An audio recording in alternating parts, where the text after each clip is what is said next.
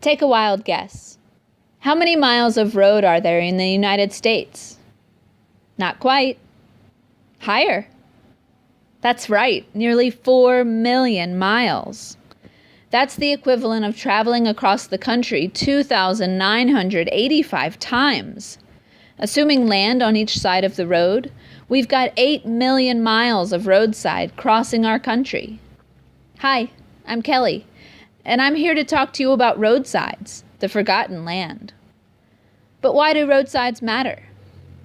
Because development and agriculture have taken away habitat from wildlife and fragmented the land, which gets in the way of wildlife's ability to access food and water, to find nearby communities, or to migrate as they have done for generations.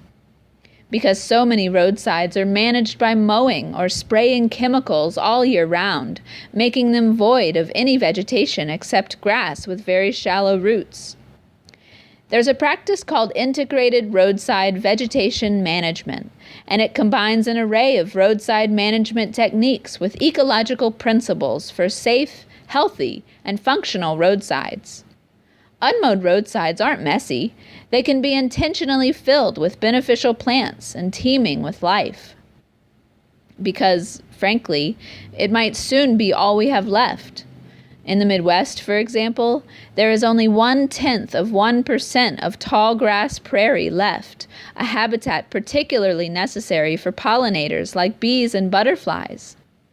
Without this land to support these insects, their populations will continue to decline, and eventually, because 1/3 of the food we eat requires pollination, our food supply will be threatened. Pollinators need more habitat, that's a fact, and I can think of 8 million miles of available land.